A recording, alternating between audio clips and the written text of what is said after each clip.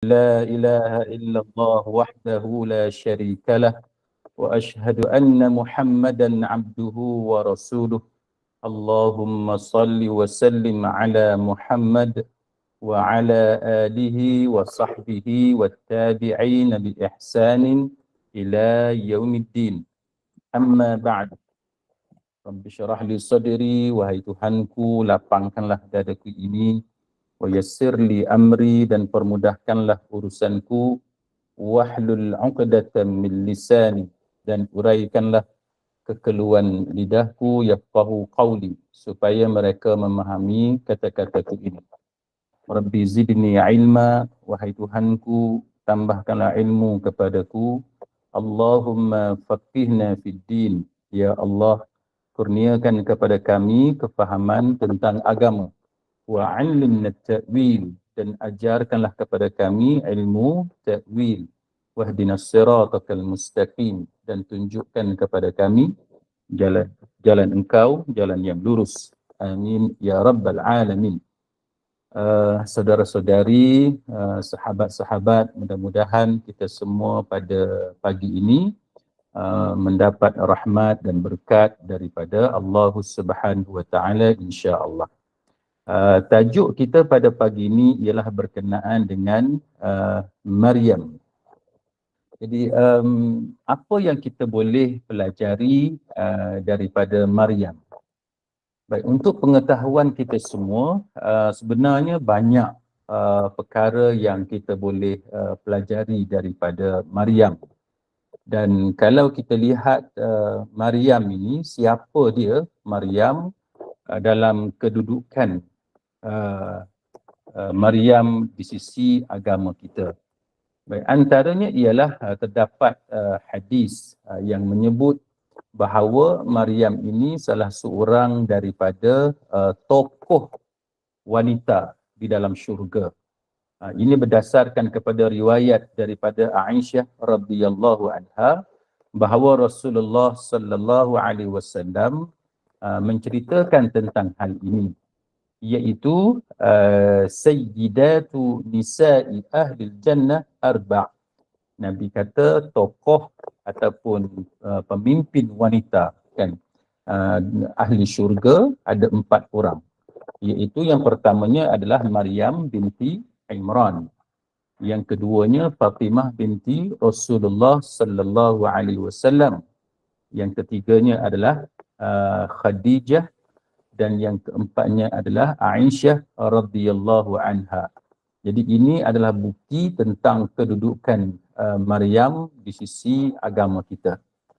Dan dalam riwayat Ali radhiyallahu anhu, Nabi menceritakan tentang khairu nisa'iha.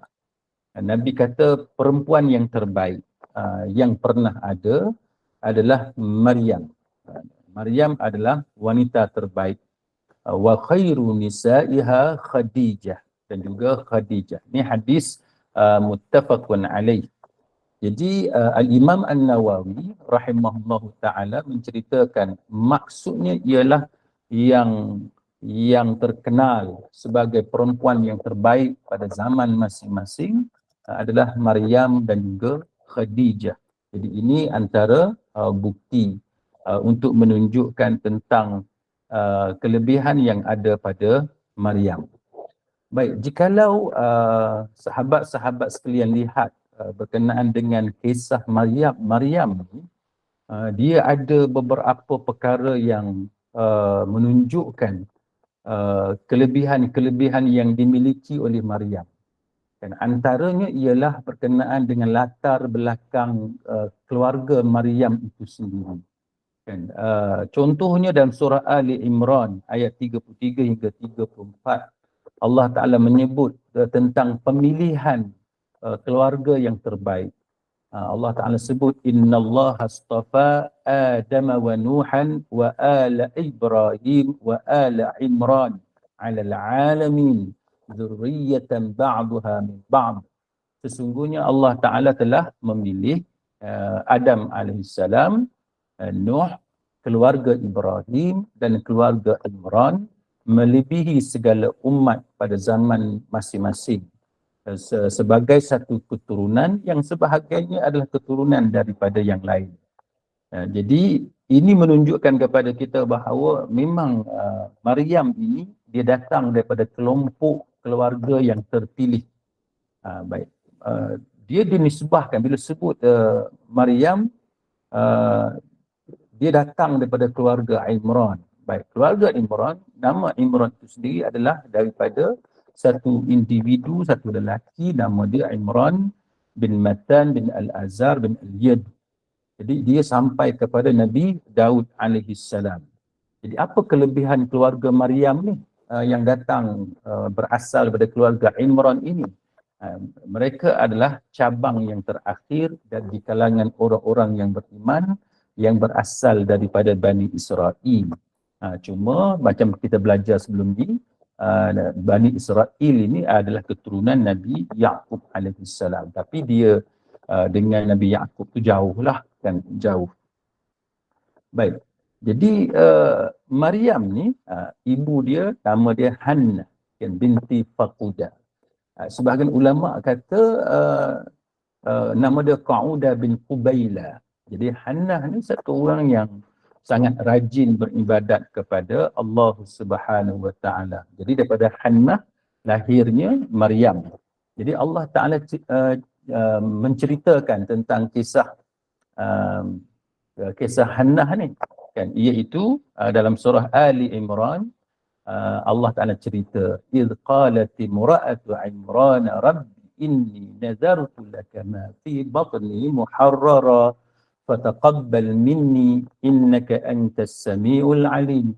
Ketika isteri Imran, yakni Hannah, dia kata, wahai Tuhanku, sesungguhnya aku bernazar kepada engkau berkenaan dengan anak dalam kandungan aku ini, yang mana untuk dia menjadi hamba yang saleh dan menjadi pendeta berkhidmat di masjid di Baitul Maqdis.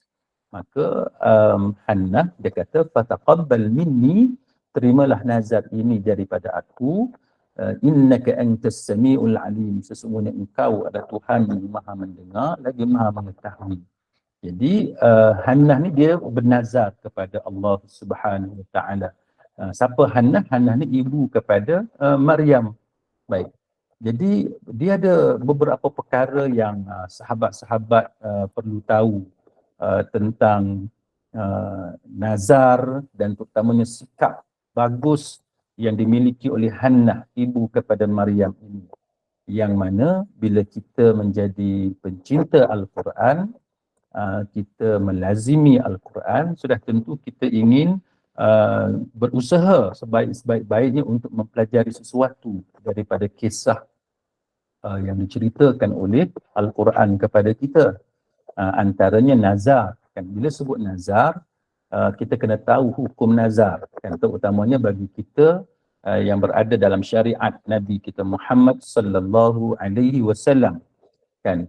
Nazar ni tidak wajib, cuma ulama berbeza pendapatlah tentang hukum nazar itu, kan. Ada yang kata nazar itu sendiri makruh hukumnya, macam-macam pendapatlah, ada yang kata harus dan sebagainya. Tetapi apa yang penting yang kita perlu tahu bahawa dalam mazhab Syafi'i, nazar itu yang wajib kita laksanakan ialah apabila nazar itu berbentuk qurbah, berbentuk amal ibadat untuk mendekatkan diri kita kepada Allah. Yang tu baru wajib kita laksanakan apabila hajat kita tercapai. Contohnya kita kata kalau anak kita dapat masuk universiti sebagai contoh, kita nak puasa sunat selama seminggu, maka nazar yang macam tu wajib untuk kita tunaikan sebab dia berbentuk qurbah, dia adalah ibadat kita kepada Allah Subhanahu wa taala.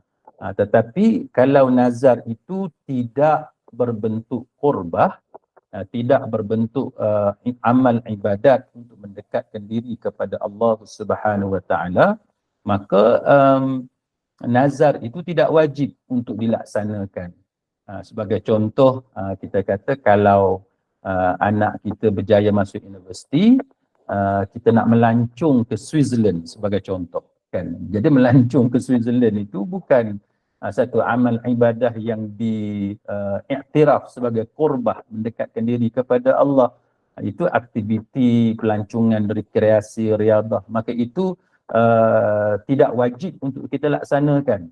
Ataupun kita kata kalau anak kita berjaya mendapat pekerjaan sekian-sekian, kita bernazar untuk kayuh basikal sebagai contoh, kan, kayuh basikal dari Kuala Lumpur pergi ke Bentong ke dan sebagainya, maka nazar seperti itu dengan sebab ia tidak bersifat qurbah, mendekatkan diri kepada Allah, ia bersifat riadah, rekreasi, maka itu tidak wajib untuk kita laksanakan. Ataupun saya bernazar untuk pakai baju berwarna biru sebagai contoh, maka nazar seperti itu tidak wajib kita laksanakan. Jadi nazar yang wajib kita laksanakan ialah apabila tertunai hajat kita itu, dan nazar itu sendiri bersifat qurbah, kan, mendekatkan diri kepada Allah Subhanahu Wa Taala. Jadi saya harap sahabat-sahabat dapat gambaran yang jelas tentang nazar itu sendiri. Baik, kemudian berbalik pada kisah ibu kepada Maryam ni, bila mana Allah Subhanahu Wa Taala bernazar kepada bila mana Hannah, kan, ibu kepada Maryam bernazar kepada Allah, kalau anak dia tu lelaki, kan, dia hendak jadikan anaknya itu sebagai pendeta untuk berkhidmat di masjid di Baitul Maqdis. Tetapi sebagaimana yang kita tahu, apa yang berlakunya ialah dia tidak mendapat anak lelaki. Jadi Hannah mendapat Maryam. Dia dapat Maryam. Jadi tapi yang bagusnya Hannah ini ialah walaupun nazarnya itu tidak tertunai, tidak dipenuhi hajatnya itu, keinginannya itu tidak dipenuhi oleh Allah Subhanahu Wa Taala, tetapi Hannah dia berbaik sangka dengan Allah Subhanahu Wa Taala dan dia tetap melaksanakan nazarnya itu. Ini adalah contoh yang bagus untuk kita ikuti. Kita jangan kedekut dengan Allah Subhanahu Wa Taala. Jadi bila yang kita nazarkan itu tidak menjadi realiti, kita pun tidak melaksanakan nazar itu. Jadi itu contoh orang yang kedekut. Jadi kalau kita bersifat pemurah dan dermawan, kita tetap melaksanakan nazar kita itu, maka kita akan lihat bagaimana keajaiban yang diberikan oleh Allah Subhanahu Wa Taala kepada keluarga Imran ini, khususnya yang berkaitan dengan Hannah, ibu kepada Maryam. Jadi dia dapat Maryam, dia tidak dapat anak lelaki. Keinginannya itu agar anak lelakinya dapat menjadi pendeta di masjid di Baitul Maqdis. Tetapi apa yang Allah Ta'ala ganti kepada Hannah adalah cucu lelaki, kan, cucu lelaki. Dia nak anak lelaki tetapi dia tak dapat anak lelaki, dia dapat cucu lelaki. Nah, tetapi yang ajaibnya ialah cucu lelakinya itu bukan pendeta tetapi nabi, kan, rasul, dan bukan setakat nabi dan rasul biasa seperti yang lain, tetapi ulul azmi. Jadi ulul azmi, kalau istilah kita zaman moden ni kita kata top 5, kan, top 5 di kalangan nabi-nabi dan rasul-rasul alaihi salatu wassalam. Bukan sebarangan nabi dan rasul yang biasa. Jadi ini adalah satu contoh rezeki dan nikmat yang Allah Ta'ala kurniakan kepada Hannah dan kepada keluarga Imran, khususnya bila kita berbicara tentang ibu kepada Maryam yang tetap berbaik sangka kepada Allah apabila dia mendapat Maryam. Jadi kita sebagai orang Islam ni, sahabat-sahabat sekalian, kita diajar untuk sentiasa berbaik sangka dengan Allah Subhanahu Wa Taala. Kita jangan mudah untuk kecewa, jangan mudah frustrated dengan rezeki dan nikmat daripada Allah Ta'ala. Kalau ada rezeki yang kita mahu tetapi Allah Subhanahu Wa Ta'ala tidak tunaikan, pada anggapan kita lah, kita menganggap Allah Ta'ala tidak tunaikan. Sebenarnya ada rezeki lain yang Allah Ta'ala sediakan untuk kita. Itu contoh kepercayaan dan keyakinan kita sebagai mukmin yang sepatutnya ada kepada Allah Subhanahu Wa Taala. Kadang-kadang kita tahulah, mungkin ada di kalangan kita sendiri ataupun anak kita ataupun ahli keluarga kita, sebagai contoh, minta kerja, minta satu-satu jawatan, naik pangkat dan sebagainya. Pergi melalui proses temuduga, gagal dalam proses pemilihan, tidak ditawarkan pekerjaan ataupun pangkat yang kita inginkan. Memanglah kita sedih, tetapi kita kena percaya dan yakin bahawa jikalau satu pintu rezeki itu ditutup ataupun tertutup, kita kena percaya kepada Allah dan baik sangka kepada Allah akan ada pintu lain yang Allah Ta'ala buka. Bukan sekadar pintu lain Allah Ta'ala buka, tapi satu pintu yang tertutup mungkin ada 2 atau 3 ataupun 4 pintu rezeki lain sedang menanti kita terbuka untuk kita memasukinya. Jadi antara cara yang betul untuk kita hidup di atas dunia ini untuk melalui pelbagai persoalan berkenaan dengan rezeki yang kita anggap bahawa Allah Ta'ala tidak berikan rezeki kepada kita. Kalau boleh saya kongsi tentang apa yang diberikan contoh oleh Imam Ibn Qayyim Al-Jawziyah rahimahullahu ta'ala, kan, iaitu Imam Ibn Qayyim dia memberikan satu contoh kepada kita bagaimana rezeki kita sebagai manusia, kan, dia bermula dalam perut ibu.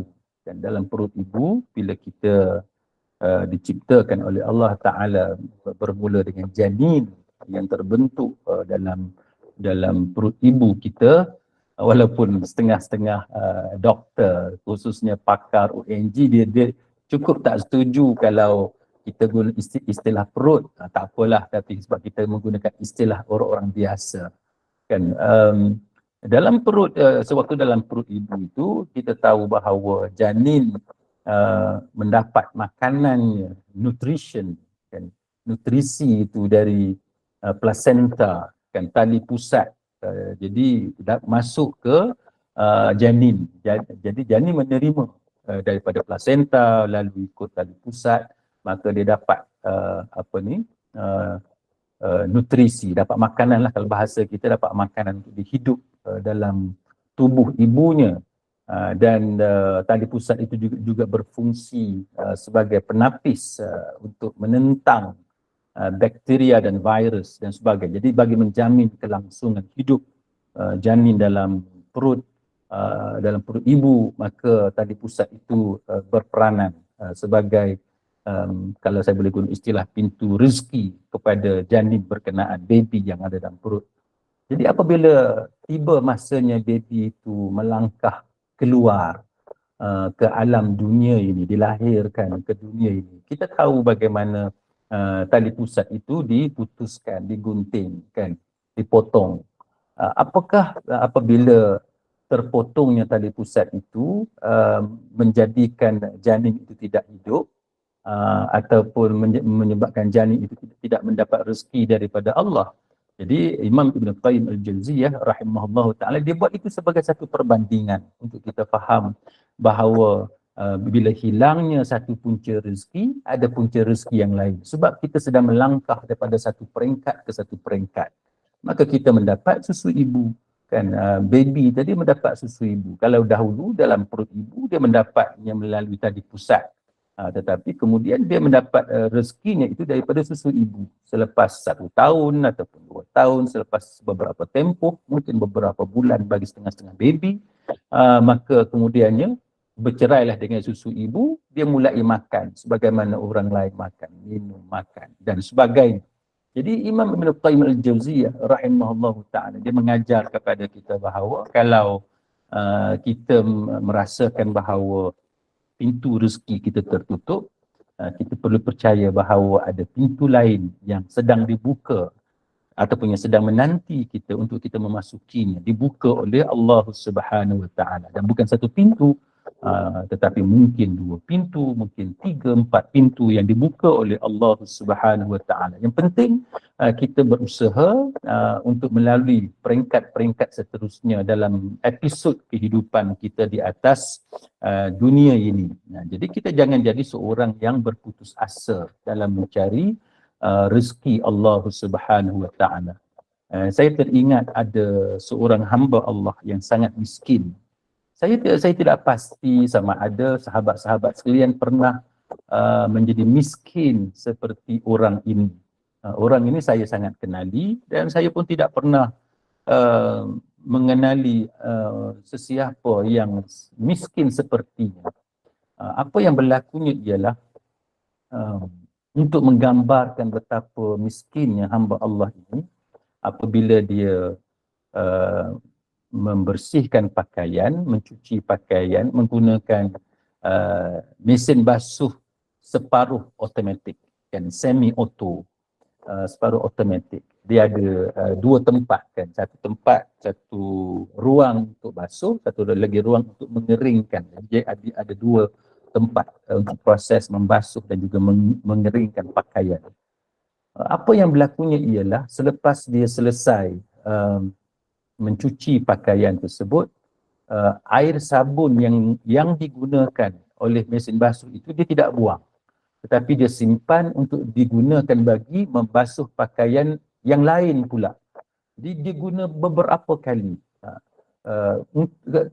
Kenapa dia tidak buang air sabun yang telah digunakan itu? Sebab dia miskin. Kan, dia cuba berjimat cermat sampai ke tahap air sabun yang telah digunakan itu tidak dibuang terus, tetapi digunakan untuk cucian yang seterusnya. Ini gambaran betapa susahnya kehidupan beliau, kan, yang saya tidak pernah lalui kesusahan itu, dan saya percaya bahawa sahabat-sahabat sekalian juga tidak pernah melalui kesusahan seperti itu. Tetapi apa yang saya boleh pelajari daripada kisah kehidupan sahabat ini ialah apabila dia berusaha sangat untuk mencari rezeki, berniaga di satu tempat, kemudian tidak mendapat sambutan, berpindah ke tempat baru, tidak mendapat sambutan, diuji dengan Allah Subhanahu Wa Taala dengan ujian rumah tangga, dengan suami yang ada pelbagai masalah misteri, kemudian berpindah lagi ke tempat lain, dan akhirnya dia sampai ke satu tempat yang mana perniagaannya maju, dan sangat maju sehingga anak-anak dia menjadi senang, dan sehingga hari ini cucunya boleh belajar di luar negara tanpa mendapat beasiswa pun daripada kerajaan ataupun daripada sponsors, mana-mana sponsors. Mereka boleh menghantar anak cucu mereka belajar di luar negara dengan perbelanjaan sendiri. Jadi ini contoh bagaimana rezeki yang menunggu sahabat ini, tetapi sebelum dia mendapat rezeki itu dia melalui beberapa episod dalam kehidupannya. Tetapi alhamdulillah, kerana dia tidak berputus asa, kan, dia berusaha mencari rezeki. Dia berpindah randah daripada satu tempat ke satu tempat untuk mencari rezeki Allah, dan akhirnya dia menemui pintu rezeki itu yang disediakan oleh Allah Subhanahu Wa Taala. Ini contoh motivasi kepada kita, kenapa kita jangan mudah untuk berputus asa dengan Allah Subhanahu Wa Taala. Jadi apa yang berlaku kepada Maryam ini ada satu perkara yang juga sepatutnya menjadikan semangat kepada kita untuk kita menjadi orang yang kuat, kan. Kita hidup atas dunia ini, kita perlu mempunyai sifat sebagai seorang fighter, sebagai pejuang, orang yang berjuang, orang yang melawan keadaan yang sedang menimpanya. Jadi kita perlu berjuang untuk keluar daripada keadaan yang menimpa kita. Jadi Maryam ini, kalau kita lihat apa yang Allah Ta'ala lakukan terhadap Maryam, sangat hebat, kan, sangat hebat. Maryam itu disebut sebagai seorang di kalangan qanitin, kan, qanitin. Kenapa qanitin? Jadi ulama seperti Syekh Mustafa Al-Adawi, dia menyebut dalam apabila mentafsirkan ayat yang menyatakan Maryam sebagai qanitin, dia kata kerana Maryam ini termasuk di kalangan kaum yang taat kepada Allah Subhanahu wa taala. Kenapa Allah Taala sebut Maryam sebagai di kalangan qanitin? Sebabnya ialah tuduhan di kalangan kaum yang pada zaman Maryam hidup itu, yang mana kaum dia mengatakan kepada Maryam, ya ukhta Harun, ma kana abuki, wahai saudara perempuan Harun. Jadi bila kaum dia kata wahai saudara perempuan Harun, para ulama mempunyai pendapat yang berbeza. Apa maksud ya ukhta Harun, wahai saudara perempuan kepada Harun? Sebahagian mufassirun mengatakan bahawa maksud ya ukhta Harun, wahai saudara perempuan Harun, itu merujuk kepada Nabi Harun alaihi salam, iaitu saudara kepada Nabi Musa alaihi salam. Tapi sebahagian ulama yang lain kelihatannya tidak bersetuju dengan pendapat yang pertama ini, kerana mereka mengatakan bahawa zaman Nabi Harun dengan zaman Maryam sangat jauh kan. Jadi tidak merujuk kepada Harun dengan maksud Nabi Harun saudara kandung kepada Nabi Musa alaihissalam. Pendapat yang kedua mengatakan bahawa Harun ini adalah saudara, memang adik-beradik kan, sibling kepada Maryam. Jadi wallahu a'lam, tapi yang pentingnya itu antara contoh beberapa pendapat ulama tentang istilah ya ukhta Harun dalam surah Maryam ayat 28. Jadi dalam ayat ini dia kata ma kana abuki mura'ata sawin wa ma kanat ummuki baghiya. Wahai saudara perempuan Harun, ayahmu sekali-kali bukanlah seorang yang jahat dan ibumu sekali-kali bukanlah seorang penzina. Cuba kita tengok macam mana tuduhan kaum dia kerana apa yang berlaku kepada Maryam. Jadi mereka kononnya mereka ingin menyedarkan Maryam bahawa ayah engkau ni bukan jahat, kan ibu engkau bukan penzina, kenapa engkau ni boleh sampai mengandung anak luar nikah tanpa ada lelaki, tanpa ada suami, tanpa melalui pernikahan. Jadi ini antara ujian Allah Subhanahu wa taala kepada Maryam. Dan jikalau sahabat-sahabat sekalian masih ingat, dalam kuliah-kuliah saya sebelum ini saya pernah menyebut bahawa seringkali berlaku dalam kehidupan kita, Allah Subhanahu wa taala menguji kita dengan perkara yang paling kita tidak suka, ataupun Allah Taala menguji kita dengan perkara yang sangat kita sayang. Kan contohnya kita sayang dekat satu orang anak kita, ke dalam ramai-ramai anak yang kita ada 5 orang, 6 orang itu, ada seorang anak yang paling kita sayang. Tetapi anak yang kita paling sayang inilah kemudiannya derhaka kepada kita, ataupun anak yang paling sayang inilah kemudiannya menimbulkan problem dalam keluarga kita. Itu contoh benda yang banyak berlaku dalam kehidupan kita, ataupun benda yang kita paling sayang dalam dunia ini. Mungkin kita yang paling sayang rumah kita, mungkin benda yang kita paling sayang adalah harta-harta yang tertentu, tapi harta itulah yang kemudian yang menyebabkan perbalahan di kalangan kaum keluarga kita, berlaku perebutan dan sebagainya. Jadi ini antara contoh benda yang menjadi ujian kepada kita semua. Jadi kita perlu belajar dari itu. Jadi itulah juga yang berlaku kepada Maryam. Maryam ini satu orang perempuan yang sangat suci, yang sangat menjaga dirinya, kan, satu orang yang bukan terlibat dalam ikhtilaf, kan, pergaulan bebas dengan lelaki keluar dan sebagainya, tetapi sifat iffah, kan, yang menjaga kesucian diri yang dipunyai oleh Maryam itu menjadi tempat di mana Allah Ta'ala menguji Maryam. Kan, satu orang yang sangat menjaga dirinya, tiba-tiba Allah Ta'ala ujinya dengan tuduhan zina. Cuba bayangkan. Kan, cuba bayangkan betapa sukarnya kehidupan kita dalam keadaan kita sangat menjaga diri kita, tapi Allah Ta'ala uji kita dengan perkara yang sangat kita jaga, kan. Jadi ini yang Allah Ta'ala uji. Sebab tu kita, sahabat-sahabat sekalian, kita kena bersedia, kan. Bila kita belajar daripada kisah Maryam, kita perlu bersedia dengan perkara-perkara yang paling kita sayang, harta yang paling kita sayang, manusia yang paling kita sayang. Kemudian itulah yang akan dijadikan tempat Allah Ta'ala menguji kita. Kita mungkin sangat sayang, paling kita sayang adalah suami kita, ataupun isteri kita, ataupun anak kita, ataupun ibu, ataupun ayah kita. Tapi kemudiannya insan yang sangat istimewa inilah kemudiannya menjadi pintu kepada ujian daripada Allah Subhanahu Wa Ta'ala. Saya masih ingat seorang klien saya yang datang berjumpa dan menceritakan bagaimana Allah Ta'ala mengujinya melalui ibu dia. Dia sambil menangis, dia menceritakan bahawa dia kata, Ustaz, saya kalau Allah Ta'ala uji saya melalui orang lain, dengan cara yang lain, dia kata saya mungkin boleh bertahan, dia kata, tapi yang saya tak dapat tahan apabila Allah uji saya melalui ibu saya.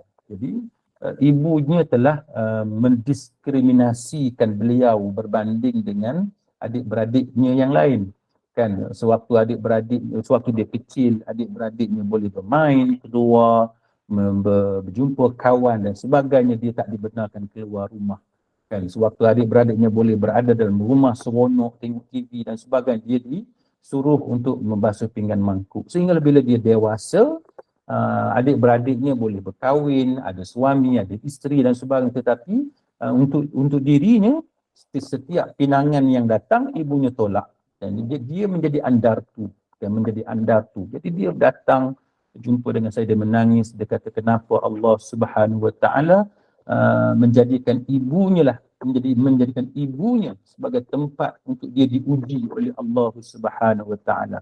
Jadi itu satu perkara yang saya ingin jelaskan kepada sahabat-sahabat sekalian, bahawa hidup kita memang Allah Ta'ala uji kita dengan harta yang kita paling sayang, insan yang paling istimewa di sisi kita, dalam hati kita, dan begitulah seterusnya.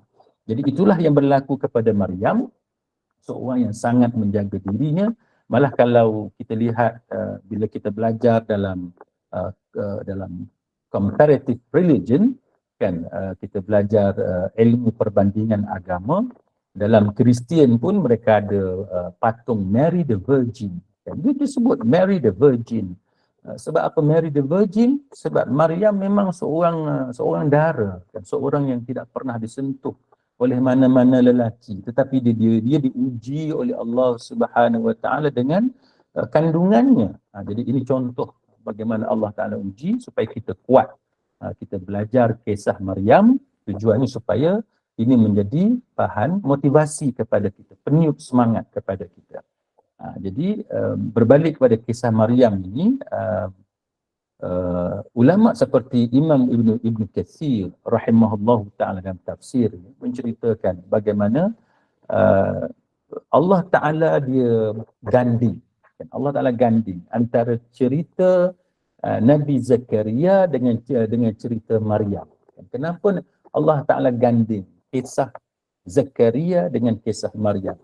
Jadi dia kata bahawa ketika mana Allah Subhanahu Wa Ta'ala sebut dalam Quran tentang kisah dan kejadian yang berlaku kepada Nabi Zakaria, yang masa tu dia sangat tua, sebahagian ulama berpendapat 80 tahun lebih, dan juga masalah Nabi Zakaria dengan isterinya yang mandul, kan. Dan ini satu lagi yang saya ingin berpesan kepada diri saya sendiri dan juga berpesan kepada sahabat-sahabat sekalian, kita seboleh-bolehnya perlu elak daripada bercakap, berbicara dan bertanya perkara-perkara yang boleh mengguris perasaan sahabat kita, kan. Terutamanya perkara yang berkaitan dengan kecacatan atau kekurangan dia.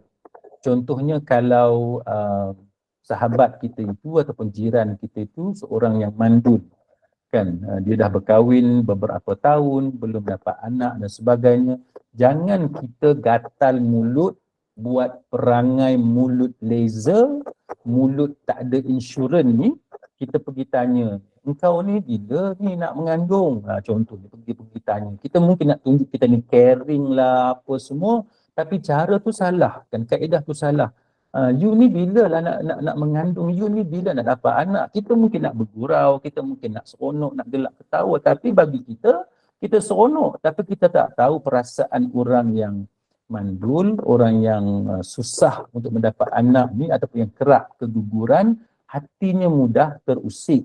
Jadi kalau kita benar-benar ingin mencari pahala di sisi Allah Subhanahu Wa Taala, jangan kita tanya perkara yang menjadi titik hitam dalam kehidupan dia.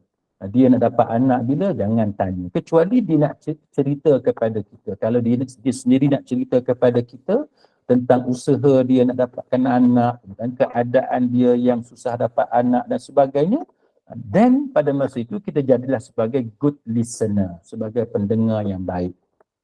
Kita mendengar masalah orang, itu telah pun menyelesaikan separuh daripada masalahnya. Tapi jangan kita yang memulakan pertanyaan ataupun perbualan berkenaan dengan kecacatan dia, kekurangan dia dan sebagainya. Baik, itu akhlak yang baik, sahabat-sahabat sekalian.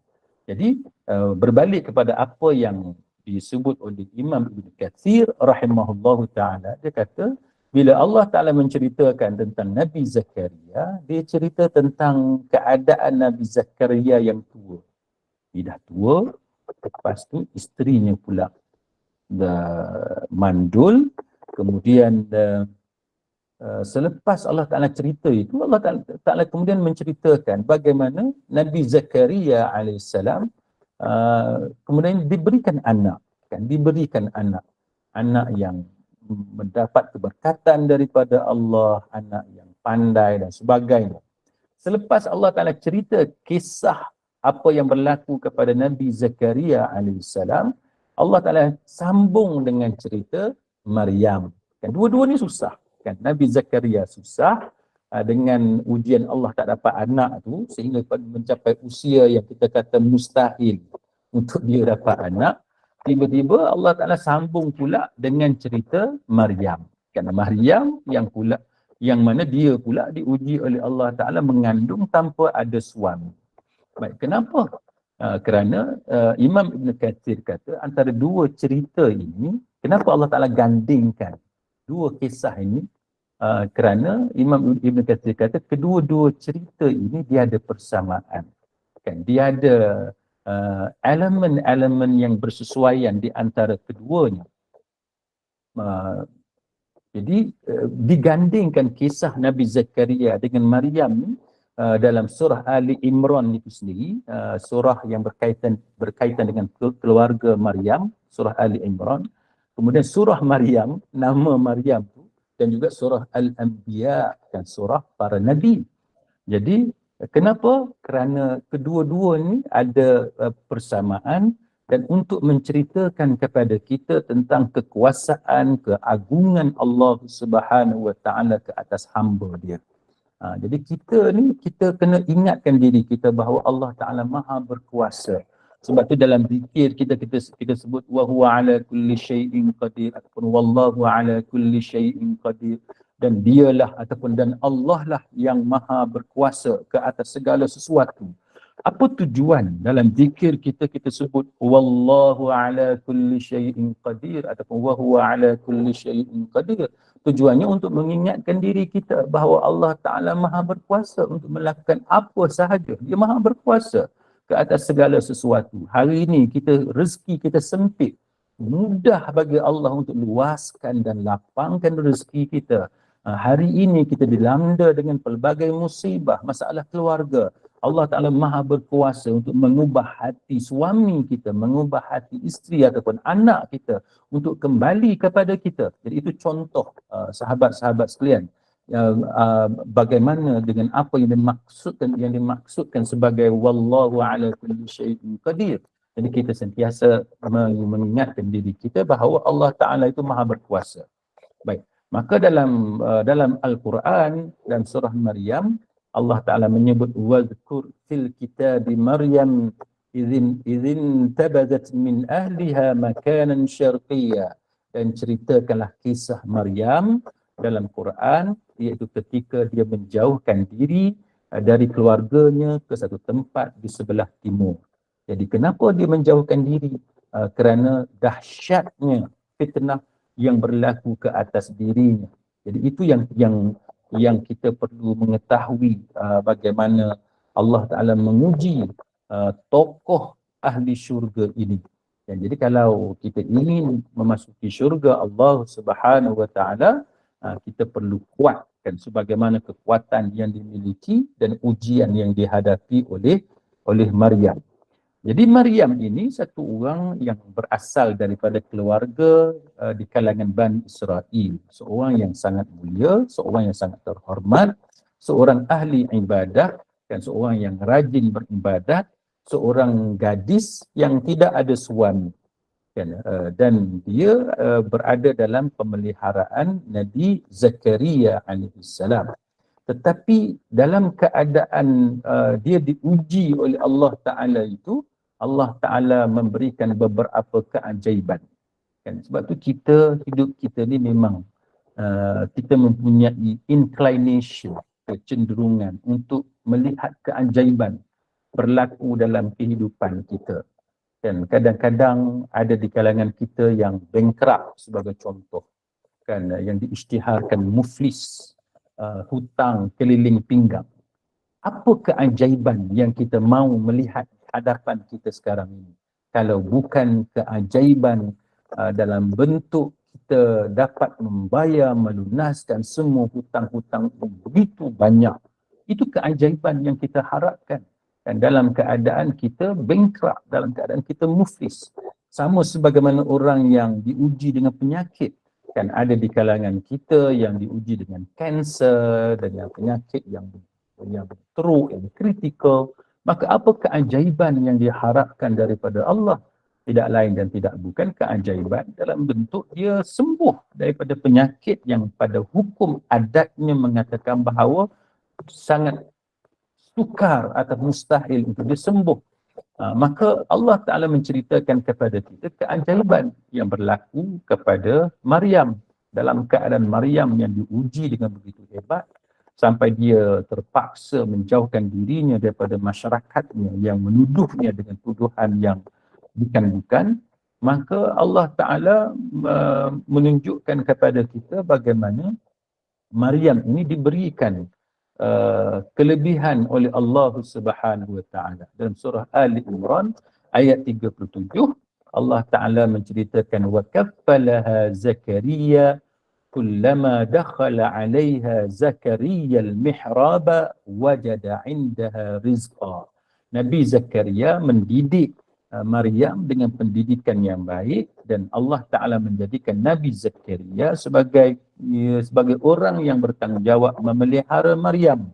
Dan setiap kali Nabi Zakaria alaihissalam masuk dan berjumpa dengan Maryam di mihrab, dia mendapati ada rezeki, ada makanan di sisi Maryam. Dan makanan tu bukan sebarang makanan. Makanan yang sangat istimewa, yang disebut sebagai keajaiban yang Allah Ta'ala tunjukkan, iaitu qala ya Maryam anna laki hadha, wahai Maryam, dari mana kamu dapat makanan ni? Nabi Zakaria tanya kepada Maryam.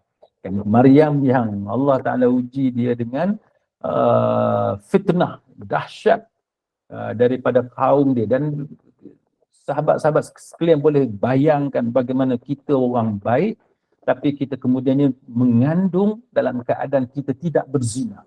Jadi cuba bayangkan betapa dahsyatnya musibah, ujian yang Allah Ta'ala kenakan kepada Maryam yang begitu salihah, sehingga disebut sebagai qanitin. Jadi apa keajaiban dia? Makanan yang bagaimana? Nabi Zakaria tanya, kamu dapat dari mana makanan ini? Maka Maryam kata, qalat huwa min indillah. Makanan itu daripada sisi Allah Subhanahu Wa Ta'ala. Innallaha yarzuqu man yasha'u bighairi hisab. Sesungguhnya Allah Maha memberi rezeki kepada sesiapa yang dia kehendaki tanpa hisab. Allah Ta'ala tak perlu calculate. Allah Ta'ala tidak ada limit, kan, tidak kurang apa pun di sisi Allah bila Allah Ta'ala bagi rezeki. Jadi apa yang istimewanya makanan itu?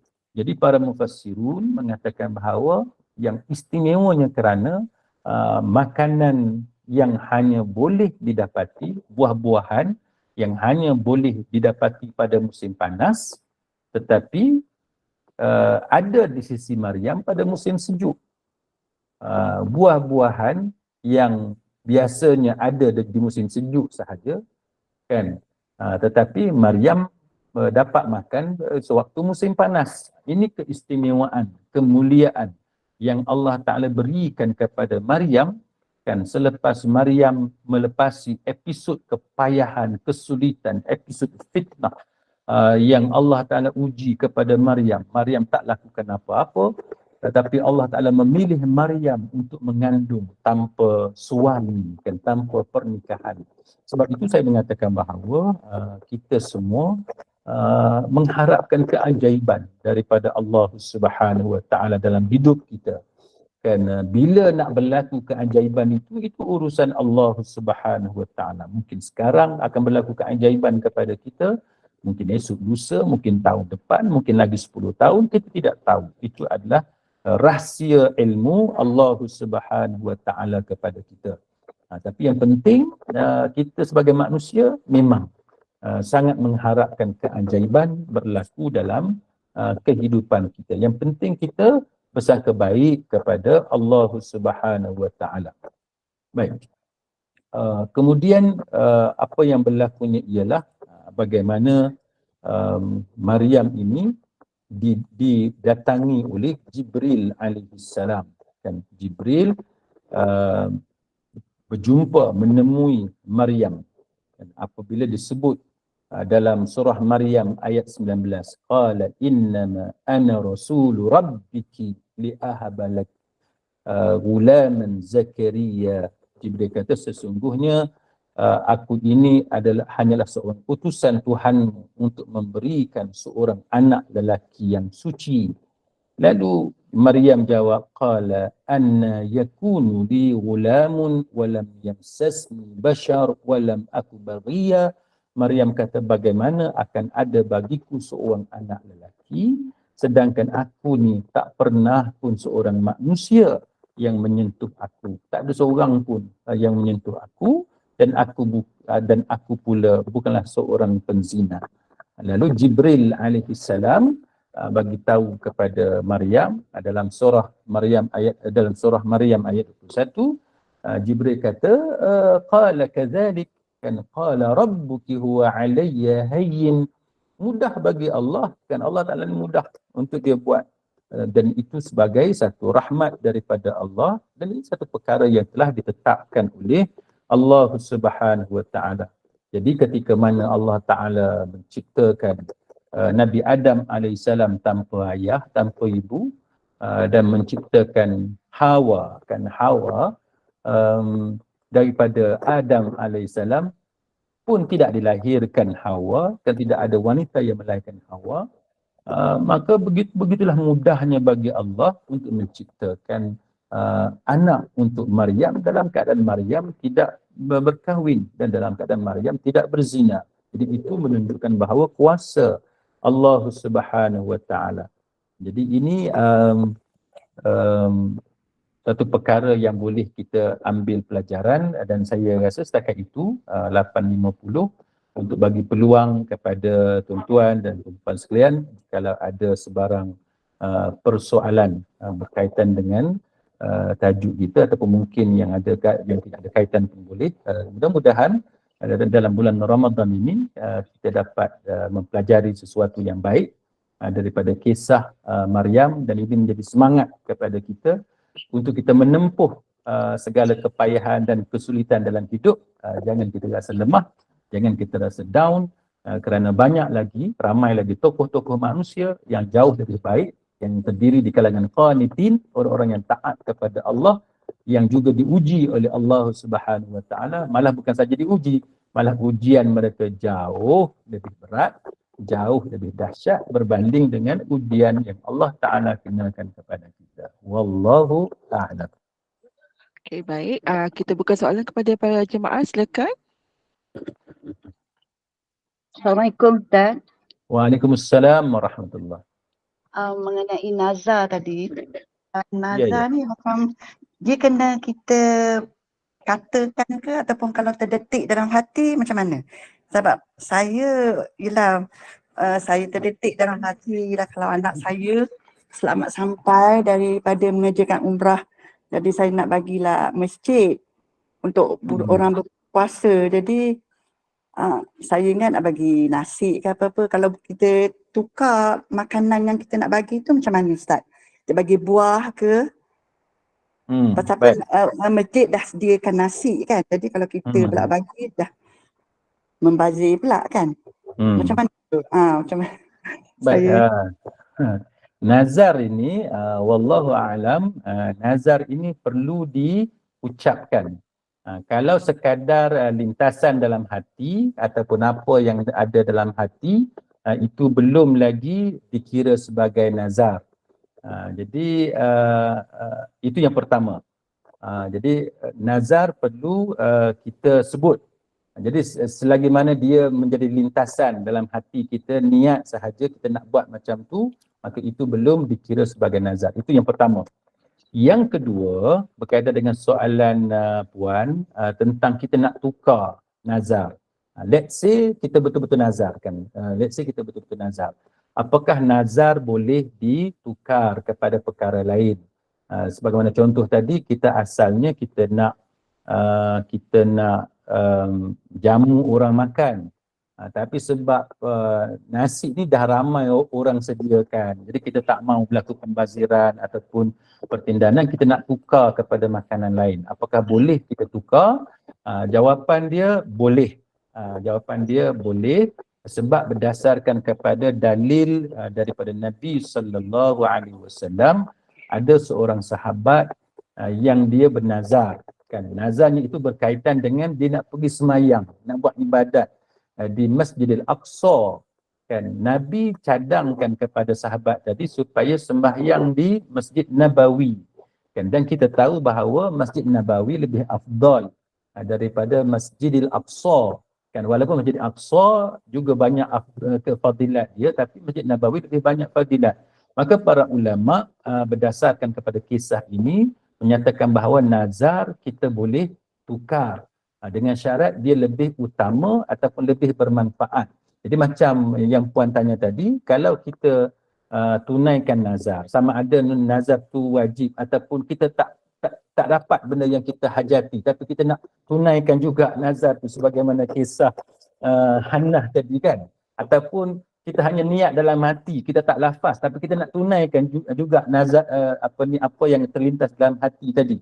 Jadi kalau nazar sekalipun boleh kita tukar dengan syarat dia lebih baik ataupun lebih berfaedah. Jadi kalau nasi, kalau kita sediakan nasi juga, jadi membazir. Jadi untuk mengelakkan pembaziran, kita sediakan makanan lain. Itu boleh. Ataupun saya pernah ditanya oleh satu hamba Allah, dia nak tolong mak dia nak tolong mak dia yang tua, iaitu dengan cara nak baiki rumah mak dia. Jadi itu nazar dia kan. Jadi itu nazar dia. Tiba-tiba apa yang berlaku, kemudiannya mak dia sakit, perlu mendapatkan rawatan hospital. Jadi dia tanya apakah boleh dia ubah nazarnya itu untuk tolong mak dia dengan cara baiki rumah mak dia, tapi sekarang mak dia sakit, jadi wang tu lebih diperlukan untuk rawatan ibu dia. Maka jawapannya, rawatan ibu tu lebih diperlukan pada saat ini berbanding dengan membaiki rumah ibu dia. Maka jawapannya boleh kita tukar nazar kepada perkara yang lebih baik ataupun lebih memerlukan. Wallahu a'lam. Ustaz, ucapan tu mesti ada pendengarnya ke? Tak. Tak tidak, kita yang tidak bercakap disyaratkan. Ya. Okey. Terima kasih Ustaz. Sama-sama. Seterusnya silakan.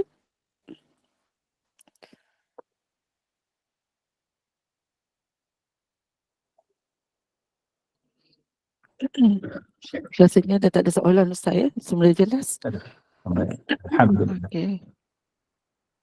Okay, baik kita terima kasih Al-Fadhil Ustaz Ahmad Jalani, jazakallahu khair, dan ucapan terima kasih kepada Ustaz Dr. Ahmad Jalani atas perkongsian ilmu ini, dan marilah kita belajar daripada Maryam yang mengajarkan kita tentang menjadi wanita istimewa, iaitu wanita yang Allah pilih atas kurniaan tersebut, dan bagaimana perjuangannya menjaga kesucian serta ketabahannya dalam menjalani segala cubaan yang semestinya membuat kita pada keyakinan setiap wanita itu yang beriman pasti akan dapat menjalaninya, yang dapat kita jadikan acuan serta panduan dalam mengharungi kehidupan di dunia ini. Dan sama-samalah kita semoga dapat memberikan kita kefahaman melalui perkongsian ilmu ini, dan seterusnya marilah sama-sama kita ikuti kuliah duha seterusnya bersama-sama dengan Al-Fadhil Ustaz Ghazali sebentar saja lagi. Dan Ustaz, saya serahkan kembali kepada Ustaz untuk mengakhiri dengan tasbih kafarah dan surah Al-Asr. Silakan Ustaz. Marilah sahabat-sahabat sekalian kita berdoa. Allahumma inni as'aluka ilman nafi'a wa rizqan tayyiba wa amalan mutaqabbala. Wahai Allah, ya Allah, sesungguhnya aku memohon kepada Engkau ilmu yang bermanfaat, rezeki yang baik, dan amalan yang diterima oleh-Mu ya Allah. Marilah kita sama-sama membaca tasbih kafarah dan surah Al-Asr. Subhanakallahumma wa bihamdik asyhadu an la ilaha illa anta astaghfiruka wa atubu ilaik. A'udzu billahi minasy syaithanir rajim. Bismillahirrahmanirrahim. Wal 'asr innal insana lafi khusr illa alladhina amanu wa 'amilus shalihat wa tawasaw bil haqq wa tawasaw bis sabr. Terima kasih. Assalamualaikum warahmatullahi wabarakatuh. Waalaikumsalam Ustaz, sama-sama. Terima kasih atas Terima kasih, masa ilmunya. Ustaz. Sampai jumpa lagi. Terima kasih Ustaz. Terima kasih, Ustaz.